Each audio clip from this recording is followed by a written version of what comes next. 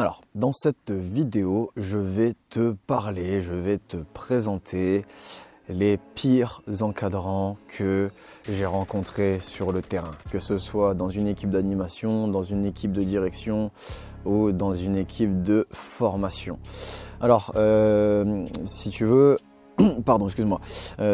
Pourquoi est-ce que je vais faire cette vidéo? En fait, c'est pour que déjà, soit tu saches à quoi t'attendre sur le terrain, parce que tu peux rencontrer ce genre de personnage, sachant que j'en ai croisé d'autres, des perles, mais là, je t'ai sélectionné des bons quand même. Voilà. Et puis, l'autre truc, c'est que, deuxième point, pourquoi est-ce que je vais te parler de ces pires encadrants, c'est pour peut-être que toi tu as ce genre de pratique et il serait peut-être grand temps que tu ouvres les yeux sur tes pratiques négatives en fait. Voilà. Et aussi, si voilà, peut-être que tu ne l'es pas encore, mais peut-être que tu as des modèles pédagogiques autour de toi qui sont de très mauvais encadrants, et c'est pour, si je tourne cette vidéo, c'est pour que tu ne deviennes pas un de ces mauvais, voire très mauvais encadrants. Alors si tu ne me connais pas, moi je m'appelle Lex, je suis fondateur d'Animare et donc formateur indépendant au métier de l'animation. J'ai créé Animare qui est un centre de formation dématérialisé et non qualifiant dont tu peux trouver tous les détails dessus dans la vidéo dans la description de cette vidéo ou dans la playlist à propos d'Animare. Voilà. Et si tu me connais, et que tu penses peut-être avoir des raisons de retenir ce que je vais te dire, n'hésite pas à aller prendre de quoi noter pendant le générique. Bienvenue sur Animare TV, la chaîne de ton centre de formation dématérialisé. Abonne-toi si tu peux rien manquer ou parle-en à ceux que ça intéressera. Si tu as des questions sur les contenus ou des propositions de sujets à aborder, n'hésite pas à m'envoyer un message privé sur Animare FB. Si tu veux juste donner ton avis ou ouvrir un débat, tu peux le faire dans les commentaires, c'est fait pour ça. Enfin, les liens vers tous les canaux d'Animare sont dans les descriptions de chaque vidéo. Bon visionnage, Lex. Bon alors, ici je vais te parler d'encadrants, donc je vais te parler d'animateurs là que j'ai croisés. En fait, c'est une situation qui m'a fait découvrir trois choses. Je vais t'expliquer. Alors bref, moi je travaillais dans un centre social dont je vais taire le nom, mais qui était dans un des quartiers de Roubaix, dans le nord de la France, dans le 59. Voilà. Et donc, si tu veux, moi j'étais dans ce centre social, j'étais en train de faire un atelier jardin avec mon collègue Smaïl, et moi j'étais nouveau dans ce centre social et Smaïl c'était un ancien du centre social.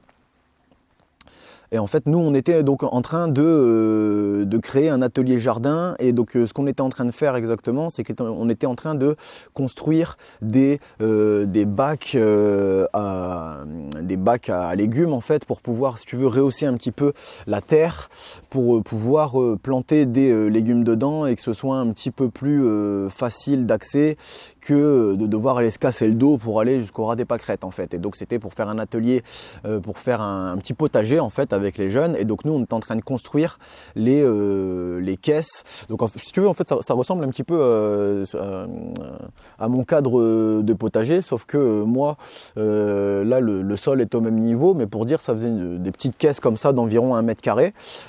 C'était une caisse pour deux jeunes.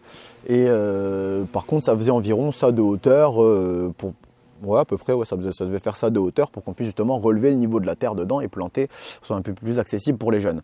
Et donc en fait, on était donc en train de scier, de découper, de marteler, etc. pour construire donc nos différents bacs à légumes avec les jeunes. Et puis donc on arrive au moment du rangement, tu sais. Et puis, moi qui suis nouveau dans le centre, je dis on n'a pas de balai dans la salle. Smaïl, il y a où un balai? Et donc Smaïl, il me dit tu vas en bas, tu descends l'escalier et tu regardes, soit il y en a un directement dans l'armoire en dessous de l'escalier, sinon tu vas voir les deux autres. Tu vas voir les animes qui sont dans les deux salles du bas, et puis eux ils savent, ils vont forcément te trouver un balai, t'inquiète pas. Et donc moi je descends les escaliers tranquillement. Et puis j'arrive dans la première salle, Donc je descends les escaliers, je vais d'abord voir dans l'armoire sous l'escalier. Et il n'y avait ni Harry Potter, ni le balai que je cherchais en question, ni ramasse-poussière, ni quoi que ce soit. Pardon, elle était nulle la blague. Oh là là là là, elle était nulle la blague sur Harry Potter, mais c'est pas grave. J'assume. Et donc comme je trouve pas de balai ni de ramasse-poussière en dessous de l'escalier, je me dis bon je vais aller voir dans la première salle, donc voilà, la salle de droite. Et puis là je rentre dans la salle et là je vois, mais j'ai halluciné. En fait, si tu veux, il y avait comment expliquer ça, tu avais les étudiants de la ville de Roubaix des différentes universités qui organisent c'est pour la période de Noël, qui organise c'est pas un festival, c'est une journée spectacle en fait, où ils invitent les différents jeunes des différents centres sociaux de la ville de Roubaix et à venir voir ce spectacle que eux ils ont créé. En plus de ça, après il y a une distribution de cadeaux, c'est eux qui ont fait les finances, qui ont trouvé les cadeaux, etc. Et chaque jeune repart avec un petit cadeau, donc ça fait quand même un gros budget parce que ça fait quand même des centaines de jeunes accueillis sur la même journée. Et du coup, c'est totalement gratuit pour les centres et ceux qui veulent venir. Donc eux, ils ont prévu leur petit spectacle. Et juste ce qu'on nous demande en contrepartie à ce qu'on nous demandait, parce que j'y suis plus aujourd'hui, mais ce qu'on demandait en contrepartie à chaque centre, c'était de prévoir une petite prestation scénique de notre choix. Ça pouvait être un sketch, un truc de magie, une danse, une choré, tu vois, voilà, une petite prestation scénique, spectacle de marionnettes, enfin bref. Et donc, moi, j'avais pas été affilié à la préparation de ce truc-là. Et donc, j'arrive en bas, et puis donc, c'est l'ACMES, l'animatrice, qui est en train de gérer ça. Et en fait, l'ACMES est en train de faire un défilé de ce que moi j'appelle de mini-putes, tout simplement, avec les petites filles donc, qui ont entre 7 et 8 ans. Et donc, sa prestation scénique, c'était un défilé. Donc tu vois, moi sur le principe, ça aurait été un défilé déguisé avec les robes de princesse, Disney et tout, pourquoi pas, pour des petites filles d'entre 7 et 8 ans. Bon, ça peut leur faire plaisir, surtout si elles ont construit leur costume elles-mêmes et tout, voilà, ça peut être bien. Mais non, c'était pas ça. En fait, le truc, c'est que l'ACMES était j'arrive, imagine-toi, toutes les petites entre 7 et 8 ans, à base de talons hauts, mini-jupe, décolleté. Ouais, talons hauts, mini-jupe, décolleté, maquillage de pute, voilà. Et donc, j'arrive, et l'ACMES qui leur apprend à défiler, au moment où j'arrive, c'est ce qu'elle leur apprend à bien rouler du cul, tu vois, à bien rouler des hanches pour parce que c'est comme ça qu'on défile et il faut rouler le plus. Et puis en plus, quand tu arrives au bout, tu fais ton petit regard de biche, tu clignes, tu fais ta duck face et j'étais en train d'halluciner. Je dis ah ouais, voilà. Bon, après, si quelqu'un ou toi peut-être derrière l'écran, tu trouves une justification pédagogique à tout ça, tant mieux. Moi, j'estime que pour aborder ces sujets-là, tu vois, c'est pas forcément judicieux pour une animatrice de montrer ce genre de modèle, surtout à des petites filles qui ont quand même assez confiance en toi parce que c'est le charisme de l'anime, tout simplement. Mais voilà, déjà je pense que, parce qu'en fait ce qu'on est en train d'aborder là, techniquement c'est la séduction.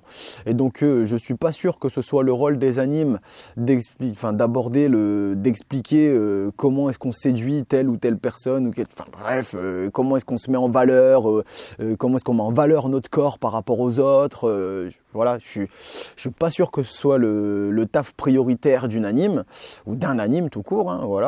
Mais et puis surtout, si jamais tu veux vraiment y aller, c'est peut-être bien d'attendre qu'on atteigne la puberté, l'adolescence, pour pouvoir aborder des sujets. Il y aurait peut-être un peu plus de liens, tu vois, si c'était des jeunes d'entre 13 et 12, 13, à partir de 12, 13, 14 ans. Peut-être plus comprendre, tu vois, mais c'est peut-être bien aussi de laisser les innocents à leurs innocences, en fait, tu vois, voilà, aborder les sujets de séduction, de mettre ton corps en avant, faut peut-être attendre que le corps le permette, enfin bref, je ne vais pas trop m'étaler là-dessus, parce que sinon je pourrais en faire une vidéo entière, mais bon, je reviens à mes moutons. Donc je regarde l'ACMES, comme ça, parce qu'elle me voit en train de choquer, Et elle me dit oui, tu veux quoi? Je dis ben moi à la base je cherchais un balai, et voilà. Et elle me dit ah, moi j'ai pas de balai ici, je sais pas où il est. Donc moi je suis là. Et c'était mes jeunes pratiques, hein, d'accord? Aujourd'hui je serais peut-être intervenu immédiatement, j'aurais peut-être stoppé tout ça, mais à l'époque j'avais pas encore les cojones d'intervenir et de faire quelque chose à ce niveau-là. Mais bon, voilà. Donc je l'ai laissé à ses pratiques. Puis en même temps, vu ce qui se passait dans ce centre-là, ça aurait été une goutte d'eau face au tsunami, tu vois. Mais bon, bref. Et puis je me dis, bon, ben, ok, bon, si t'as pas le balai, je vais aller voir la salle d'en face. Dans la salle d'en face, j'ouvre la porte. Et au moment où j'ouvre la porte, il y a une paire de ciseaux qui claque dans la deuxième porte. C'est une double porte battante. Il y a une paire de ciseaux qui claque dans la double porte comme ça, tu vois. Et tu vois, c'est quoi ce délire, tu vois? Et du coup, je regarde ce qui se passe dans la salle. Et en fait, je vois qu'il y a deux camps retranchés. Un qui est fait avec une armoire au fond de la salle et l'autre avec des tables qui sont empilées, branlantes, avec des chaises sur 3 étages et tout. Et en fait, je me rends compte que c'est les jeunes qui sont d'un côté et de l'autre et qui se balancent ciseaux, règles, crayons et tout d'un camp à l'autre, comme ça, tu vois. Et en fait, je comprends en une demi-seconde qu'en fait, ils sont en train de refaire le remake de la guerre de l'Iran contre l'Irak. Très bien, et je tourne la tête et je cherche les animes, tu vois. Et en fait, donc tu avais un anime et une anime, les deux assis sur une table dans leur coin, sur leur téléphone. Et puis tu sais, une jambe là-dessus, là-dessous, tu vois, et puis je te tiens, et puis t'as vu. Et donc, du coup, eux, donc ils ont vu que j'avais ouvert la porte parce que c'était dans leur champ de vision. Ils m'ont regardé, ils m'ont dit ouais, t'as besoin de quelque chose? Je les ai regardés, j'ai dit non merci. J'ai refermé la porte et je suis reparti sans balai en fait. Voilà. Aujourd'hui, je verrai ça, j'interviendrai immédiatement, d'accord? Je te rappelle, c'était dans mes jeunes pratiques, j'avais pas encore les cojones d'intervenir à ce moment-là en fait. Mais bon, bref, voilà. Donc je repars et puis je remonte et puis je remonte sans balai et j'ai Smaïl qui me regarde et puis le balai. Et il me voit comme ça en train de dire ben, j'ai pas de balai. Et là il comprend tout de suite, il dit ah, t'as vu ce qui se passe chez les animaux d'en bas? Je dis bah ouais.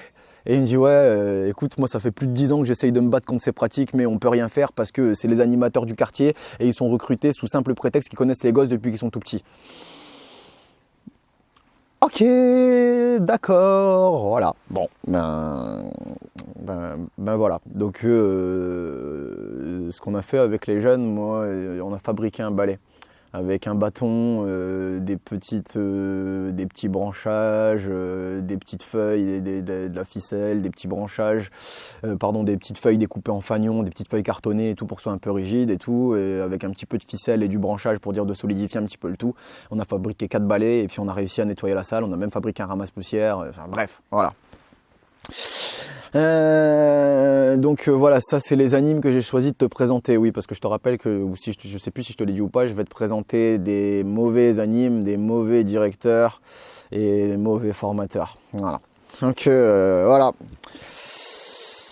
Ce qui était pour les animes. J'en ai rencontré d'autres, hein, mais ceux-là c'était vraiment des champions. Voilà. Ok. Ensuite, bon, je vais te parler maintenant du pire directeur que j'ai croisé. Alors, du coup, moi, j'étais pas dans son équipe. C'était donc on était en Normandie, à Lyon, à Lyon-sur-Mer, non, pardon, à Saint-Laurent-sur-Mer. Et donc ouais, Normandie. En fait, si tu veux, si tu veux, on est sur un centre, on est sur un énorme centre qui est coupé en deux, qui appartient donc au même organisme. Et donc tu as la partie où moi je suis avec les préados, donc avec les 12-14 qui est d'un côté de la route, et tu as l'autre centre en face. Donc c'est un centre qui forme les deux centres, hein. Enfin, les deux centres sont dans le même centre, mais ils sont séparés avec deux directions, deux équipes. De toute façon, on est chacun d'un côté de la route. Vous savez. Donc moi je suis de mon côté avec mes préados, donc c'était des 12-14 et mon équipe. Et en face, donc il y a l'autre directeur qui s'appelle Dorian. Et lui, donc il est avec des 9-11 et son équipe. Et une catastrophe. Mais quand je te dis une catastrophe, c'est une catastrophe pas possible. Donc je vais te faire une petite liste non exhaustive de ce que j'ai pu détecter chez Dorian, et qui m'est soit que j'ai constaté de mes propres yeux, soit qui m'est revenu aux oreilles.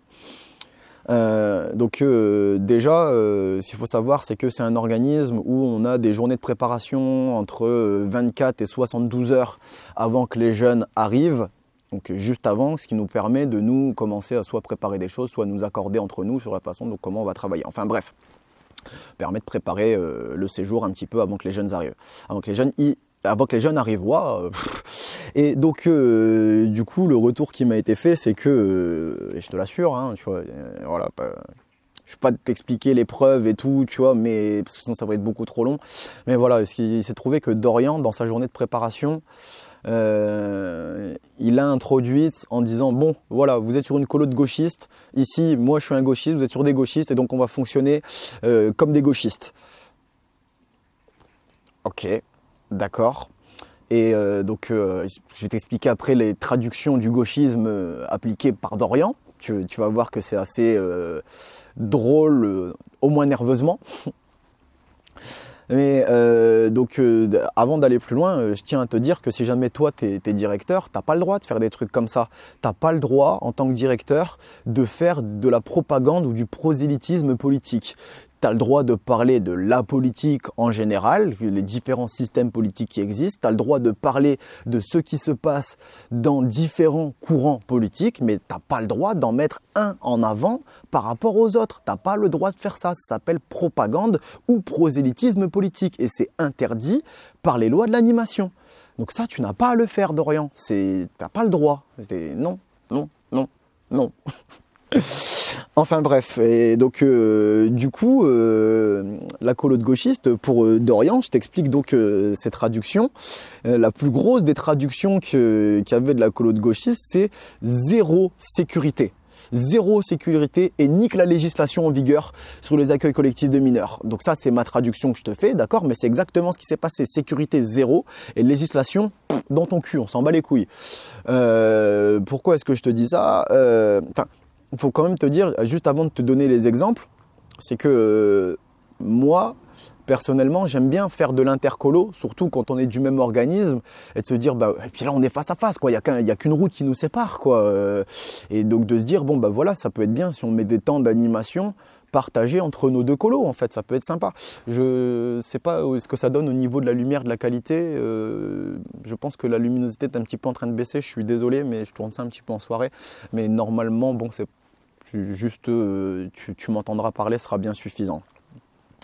Mais oui, et donc je te dis, moi j'aime bien faire de l'intercolo. Et puis au bout de 2 jours, donc après l'arrivée des jeunes, parce que ces jeunes et mes jeunes arrivaient le même jour, et ils arrivaient en même temps par les mêmes bus et les mêmes trains. Et deuxième jour, c'est pas mes animes, c'est mes jeunes qui viennent me voir en disant « Lex, nous, on veut plus retourner dans la colo d'à côté, on veut plus vivre de moments avec eux, c'est beaucoup, beaucoup trop dangereux. » Des jeunes, entre 12 et 14 ans, qui viennent me dire ça. Et en fait, c'était beaucoup trop dangereux. Pourquoi ? Parce que, alors en fait, la traduction de Dorian, c'est du coup, les jeunes sont en vacances, ce sont leurs vacances, donc du coup, nous, on n'a pas d'autorité à faire et ils font ce qu'ils veulent. Ils font ce qu'ils veulent, quand ils le veulent, zéro cadre. Voilà la traduction de la colo de gauchiste selon Dorian. Ce qui donne des jeunes qui viennent jouer à des activités sportives, donc par exemple venir faire une petite partie de foot avec les nôtres, ou d'autres jeux dont je vais passer les noms et tout parce qu'on s'en fout, tu vois. Mais donc on est en plein cagnard, il fait 35 degrés, il n'y a pas un nuage dans le ciel. Ils viennent torse nu, pas de crème solaire, pas de casquette, pas de lunettes. Ils viennent jouer des jeux où il faut courir, ils sont en tongs, tu vois, voilà, la totale, tu vois. Donc ouais, et donc du coup, évidemment, donc mes jeunes doivent faire attention à côté, et puis eux, les petits, ils ont zéro limite et tout. Donc forcément, ça leur plaît pas forcément parce que eux font attention attention. Et eux, ben, ils sont plus grands, ils ont pas envie de blesser les petits. Et puis ça les fait chier aussi de se dire, ben nous on fait gaffe. Et puis eux à côté, freestyle quoi, tu vois. Non, donc voilà. Quoi d'autre? Donc du coup, les jeunes chez Dorian, ça rentre et ça sort des bâtiments par les fenêtres sans poser de questions. Voilà quoi. Il y a eu une jeune qui est pas sortie de sa chambre pendant 3 jours, même pas pour aller se laver, un truc parce qu'elle avait pas envie. Baignade, on a voulu faire une baignade collective. J'ai mon animatrice SB qui est revenue en pétant un plomb parce qu'elle dit écoute, moi les baignades avec l'autre groupe c'est plus possible parce que leur SB il a passé son temps, elle a passé son temps à faire bronzette sur la plage dos aux gamins, donc elle a dû se taper la surveillance baignade des 2 groupes en même temps sans aucune aide.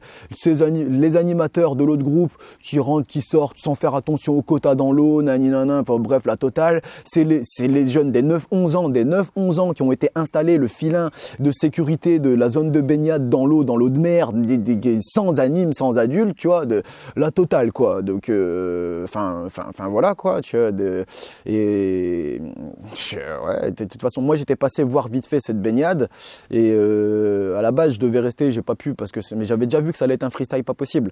Et heureusement que j'avais une équipe du tonnerre et que je pouvais compter sur eux et que eux, je savais qu'ils allaient gérer pour tout le monde, pour mon groupe plus l'autre groupe, ça allait bien se passer, il n'y allait pas avoir de problème. Mais heureusement que j'avais une bête d'équipe quoi, c'était un truc de ouf. Voilà, bref, je vais arrêter là sur les bourdes de sécurité et de législation grâce à la colo de gauchistes parce que les jeunes font ce qu'ils veulent et nous on n'a pas à leur dire ce qu'ils ont à faire, il n'y a pas besoin de cadre à mettre parce que du coup ça a découlé aussi sur les animes parce qu'eux aussi ils étaient en total roue libre, ils étaient en total freestyle. Enfin voilà quoi, tu nous as fait risquer la prison, donc déjà tu as risqué la prison pour ta colo et tu nous as fait aussi risquer la prison chez nous en fait, Dorian. En fait, je sais pas si tu réalises. Enfin voilà. Voilà, et puis après, moi je trouvais quand même que Dorian, c'était un personnage assez malsain au niveau des repères affectifs des jeunes. Il a des 9-11 ans. Donc, alors à savoir que Dorian se faisait pas appeler Dorian sur le séjour, il se faisait appeler Titou. Bon, pourquoi pas, tu vois, en soi. Mais moi, le truc qui m'a le plus choqué là-dedans, c'est que il y avait encore un 3e nom qu'il avait et je sais plus. Mais c'est que en fait, donc il y avait des chambres vides dans les différents bâtiments pour héberger les jeunes de son côté. Et puis il a mis une chambre au nom de Dorian, il a mis une chambre au nom de Titou, et puis il a mis une chambre au nom du 3e. Et puis du coup, en fait, c'est 9-11 ans qui venaient me voir en disant tu sais, nous on sait qui c'est Titou, mais c'est qui Dorian et c'est qui le dernier, on sait pas.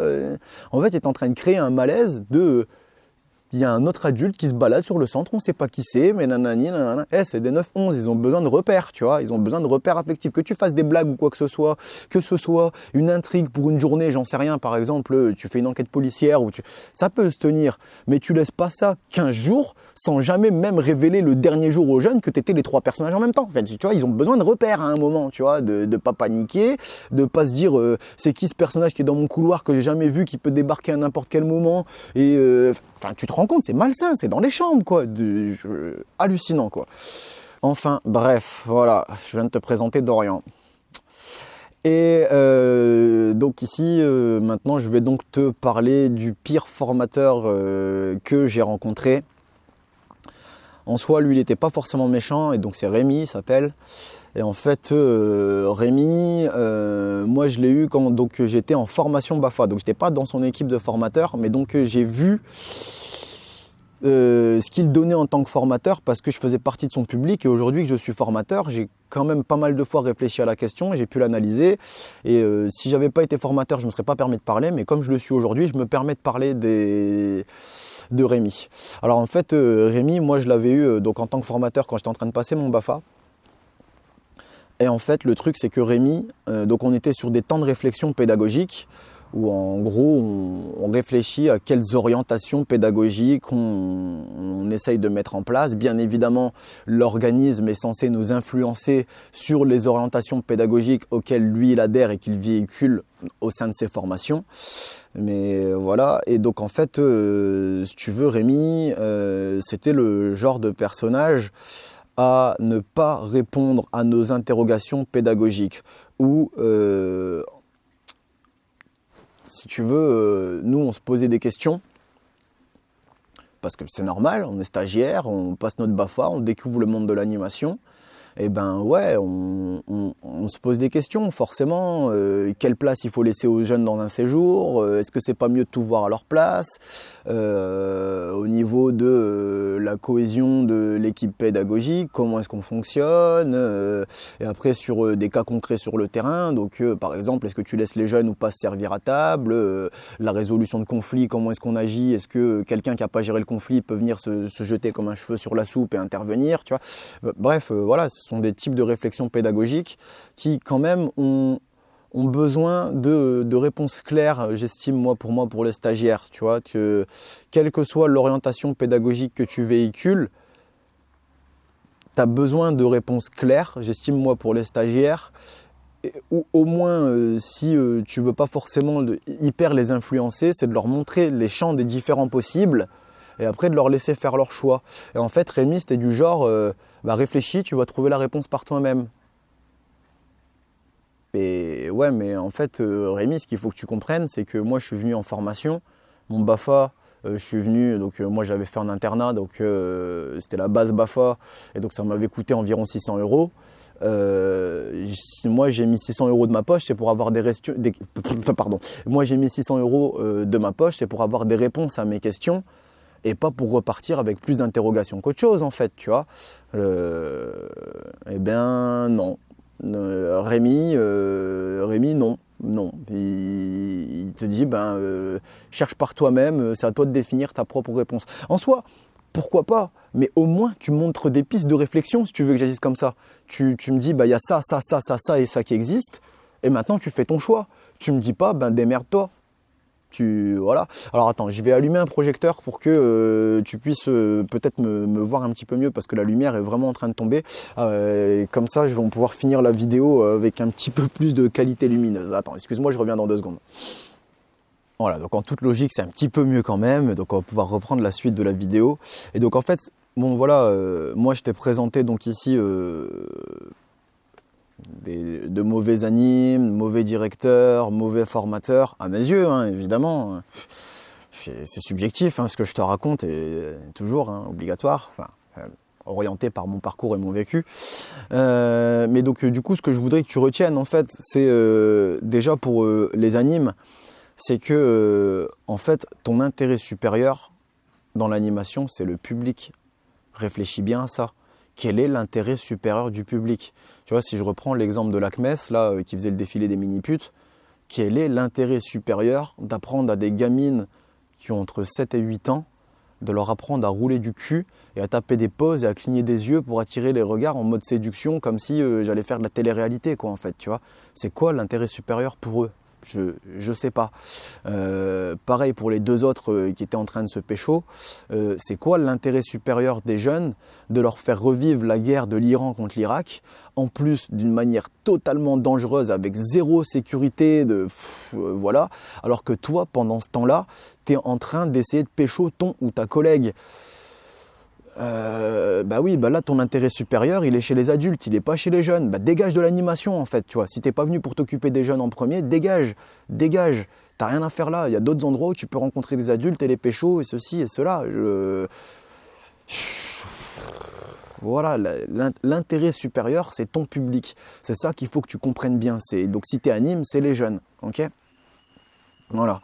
Alors ensuite, ce que je voudrais que tu retiennes quand t'es directeur, bien évidemment par rapport à l'exemple de Dorian, c'est qu'en fait, tu es responsable, c'est toi quand tu es directeur ou directrice, tu es à la fois premier et dernier responsable de tout ce qui va se passer sur le terrain, aussi bien sur la sécurité physique, morale et affective du public et des adultes qu'il va y avoir sur ton centre, et de la législation mise en vigueur, appliquée sur les accueils collectifs de mineurs. Tu es responsable là-dessus, c'est toi qui gères. Putain, mais Dorian, tu as eu trop de chance de pas finir en tôle en fait sur ce séjour-là. Moi j'hallucine en fait. Enfin bref, tu as eu trop de chance qu'il ne soit pas parti en couille. Et puis même tu sais, en tant que directeur ou directrice, tu es tout simplement responsable, au-delà de la sécurité de la législation, c'est toi qui es responsable de la qualité du séjour. Tout part de toi en fait en tant que directeur ou directrice. Comme tu es garant de la rédaction du projet pédagogique et de son application, de sa transmission et de son application, c'est toi en fait, sur la qualité du séjour. Est-ce qu'il était bien, est-ce qu'il était pourri, est-ce qu'il était moyen, est-ce qu'il était, je sais pas, est-ce qu'il était atypique. C'est toi qui en es responsable. Tu es responsable de tout quand tu es directeur et directrice. Tu es premier et dernier responsable. Et le pire dans tout ça, c'est qu'à travers tes responsabilités, tu engages du monde, tu engages beaucoup de monde. Tu engages ton équipe, donc les personnels de direction et d'animation qui sont avec toi dans ton équipe, et tu engages aussi les jeunes et leurs parents sur les conséquences de ce que toi tu vas mettre en place. Donc s'il te plaît, déconne pas, c'est pas la fête du slip quand tu es directeur ou directrice. Bien au contraire. Et encore, je t'ai même pas parlé des privilèges que Dorian s'accordait pendant le séjour, du style partir en congé avec la voiture du centre, d'où tu pars avec le véhicule du centre en fait pendant ton congé. On fait comment si on en a besoin? Mais tu vois, je te dis, c'est pas la fête du slip, t'as pas tous les passe-droits et tu prends encore plus de risques que n'importe qui d'autre sur le terrain quand tu es directeur ou directrice de l'accueil collectif de mineurs. Donc prends-le bien en compte et déconne pas trop avec ça, quoi. Putain, merde, quoi. T'as des humains derrière, donc s'il te plaît, prends bien en compte les responsabilités que tu as. Et déconne pas avec ça. Et au-delà du fait que tu peux risquer la prison ou voire des fois risquer tout simplement la vie des personnes qui sont sous ta responsabilité, derrière, tu engages tout le monde de l'animation dans tes pratiques de merde en fait, tu vois. Parce que derrière, quand il va y avoir des retours négatifs, nous aussi à côté, quand on se casse la tête à faire des séjours de qualité, nous aussi on est rangé dans la même catégorie de merde que toi en fait. Et on doit se défendre après derrière, de se distancier de genre de personnages comme ça, quoi. Enfin bref. Enfin voilà quoi. Et enfin, ce que je voudrais que tu retiennes, si jamais tu es formateur, toi ici derrière l'écran, c'est que tu es aussi là pour aiguiller les stagiaires dans leur réflexion pédagogique. Tu n'es pas là pour leur laisser avec plus de questions que de réponses. D'accord? Donc des fois, dire j'ai pas la réponse, c'est honnête, tu n'es pas obligé d'avoir une réponse pour tout, mais au moins les aiguiller sur comment est-ce qu'ils peuvent trouver les réponses par eux-mêmes si tu ne veux pas leur donner tout pré-cuit, tout pré-mâché ou je ne sais quoi. Moi, en général, c'est ce que je fais. J'explique les différents champs des possibles dans telle ou telle situation. On peut réagir comme ça, comme ça, comme ça, comme ça, comme ça. Et je le justifie chacune des situations. Et je dis, il y en a d'autres certainement auxquelles je n'ai pas pensé. Tout ce qu'il faut, si tu en penses à une autre, c'est avoir une justification au moins d'aussi bonne qualité. Et derrière, je te laisse choisir. Pourquoi? Parce que sur le terrain, je ne serai pas avec toi. Ce sera à toi de faire tes propres choix. Mais au moins, tu orientes. Et si jamais tu n'as pas de réponse toute faite à donner, tu orientes sur où est-ce que tu peux trouver la réponse. C'est important aussi un petit peu quand même, tu vois. Et ça, c'est aussi un truc que tu peux appliquer en tant que directeur ou directrice. Ou même en tant qu'anime, tu vois. Mais je parle surtout en tant que directeur ou directrice parce que tu es censé être formateur en tant que directeur de ton équipe d'animation, d'accord, ou de ton équipe pédagogique au complet en fait. Donc voilà, ça peut être un petit peu intéressant, ne pas oublier ça, que toi tu es là aussi, tu es responsable. Et qu'est-ce que ça veut dire être responsable? Responsable, c'est apporter des réponses. Ça vient c'est la même racine, tu vois. Dans responsable, il y a réponse. J'ai plus l'étymologie exacte du mot latin, donc c'est pour ça que je te dis pas d'où ça vient exact. Mais bon, on s'en fout. Ça vient ça a la même origine, tu vois. Donc en tant que quand tu es formateur, tu es responsable de ton groupe de stagiaires et donc en tant que responsable, apporte-leur des réponses. Ok ? Enfin, voilà. Bref, je te dis, hein, j'aurais pu t'expliquer d'autres encadrants de mauvaise qualité, pour ne pas dire merdiques, que j'ai rencontrés, mais j'ai choisi de te parler de cela parce que je pense qu'il y a vraiment de grandes leçons à en tirer dans l'animation, que tu sois dans une équipe d'animation, dans une équipe de direction ou dans une équipe de formation. Et voilà, donc j'espère que cette vidéo, elle t'a été au moins utile pour au moins en tirer quelques leçons, quelques conclusions en fait au niveau de l'intérêt supérieur du public, des responsabilités que tu as et aussi que toi tu es là pour donner un cadre aussi certes, mais tu es aussi là pour aiguiller les personnes vers des réponses quand elles en ont besoin. Enfin bref, du coup, si tu as trouvé cette vidéo utile, que tu as appris des choses, que les contenus que je produis te permettent toi de te former en continu, que ce soit sur Animare FB ou Animare TV qui sont deux canaux totalement gratuits à travers Animare, eh bien si tu veux me remercier pour tout ce contenu gratuit que je mets à ta disposition et que c'est toujours pas fait, tu peux tout simplement t'abonner à ces deux différents canaux. Maintenant, si tu veux approfondir ta formation continue avec le plus haut niveau qualitatif que moi je suis capable de t'apporter, ça se passe sur la médiathèque Animare, où là on va vraiment beaucoup plus loin que ce que je te présente sur Animare TV et Animare FB. À la fois je t'apporte de la technique complète, vue en long, en large et en travers. Je t'apporte aussi des bilans qui te servent à contextualiser soit face à quel public, soit dans quelle situation tu vas pouvoir apporter la technique que je t'apporte, et je t'apporte même les conseils aussi bien au niveau de la réflexion pédagogique qui vont graviter autour des techniques que je t'apporte que les conseils techniques purs et pratiques du terrain pour t'éviter certaines galères que moi j'ai rencontrées quand tu vas vouloir remettre en place ces différentes techniques que je vais t'apporter, ces différentes méthodes et ressources au sein de la médiathèque Animare. Voilà. Maintenant, ce que je te propose aussi de faire, si tu veux pouvoir discuter avec d'autres personnes qui sont un petit peu dans le même modus operandi que toi, dans le même état d'esprit que toi face à l'animation, parce que vous suivez tous les différents canaux d'Animare, les différents contenus que je mets à votre disposition, qu'ils soient gratuits ou payants, et que tu veux pouvoir rencontrer ces autres personnes et pouvoir discuter, échanger, partager avec elles, ça se passe sur la communauté des animaristes. C'est le groupe Facebook que j'ai créé pour réunir à la fois les soutiens, les fans et les utilisateurs des différents canaux d'Animare, mais aussi tous les autres personnages qui voudront discuter avec nous à partir du moment où ils respectent les règles d'adhésion de cette communauté. Et ces règles, elles sont faites pour à la fois qu'on apporte vraiment de la qualité dans les réponses qu'on apporte aux autres, et aussi pour qu'il n'y ait pas de moqueurs, de trolls, de haters, de donneurs de leçons, tu sais, tous les Dark Avengers que l'on peut trouver sur internet en fait, et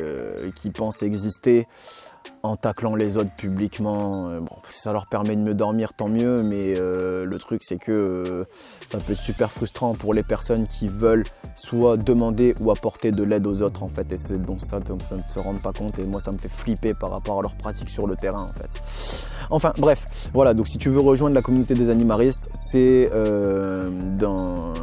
soit tu vas sur la page Facebook, soit tu vas et tu fais accéder au groupe sur la page Facebook, ou alors soit tu vas dans la description, il y a encore un lien pour pouvoir la rejoindre. Et puis voilà, maintenant si tu as des galères sur le terrain dont tu voudrais soit me parler pour avoir, dont tu voudrais me parler, soit pour avoir mes avis ou mes conseils que je pourrais te donner par rapport aux différentes galères que tu as pu rencontrer sur le terrain, eh bien tu peux toujours me passer un coup de fil via la médiathèque Animare. Alors je propose soit des coups de fil privés ou soit des coups de fil publics. Donc coup de fil privé, ça veut dire qu'il n'y a que toi et moi qui échangeront sur ce coup de fil. Par contre, si c'est un coup de fil public, ça veut dire que moi je vais enregistrer la conversation pour pouvoir en faire profiter un max de monde derrière, principalement sur Animare TV. Et en plus de ça, les coups de fil publics sont à moitié prix par rapport aux coups de fil privés. Si je dis pas de conneries, il reste encore, à l'heure où je te parle, il reste encore un coup de fil public à partir du moment où tu utilises public gratuit. à partir du moment où tu utilises le coupon public PUBLIC au moment de régler ta commande en fait, et donc ce qui fait que tu peux profiter d'un appel envers ton serviteur ici présent gratuitement. Sinon, dans certaines méthodes et ressources de la médiathèque Animaret, je mets en plus en cadeau des coups de fil gratuits. Voilà. Bref, moi j'ai terminé tout ce... Moi j'ai terminé tout ce que je voulais te dire sur cette vidéo. Et je vais la conclure en te disant ça, juste ne sois pas un mauvais encadrant sur le terrain, et en tout cas ne ressemble pas surtout à ceux que je viens de te présenter au sein de cette vidéo, que tu sois dans une équipe d'animation, dans une équipe de direction ou dans une équipe de formation. Ton public compte sur toi et moi aussi. Alors, si jamais tu as des questions et que tu veux une réponse immédiate, tu peux toujours me passer un coup de fil via la médiathèque Animaret. Si tu prends un coup de fil public, on peut modifier tous les éléments qui permettraient de t'identifier, si tu veux évidemment. Les liens sont toujours dans la description de chaque vidéo. À bientôt, Lex.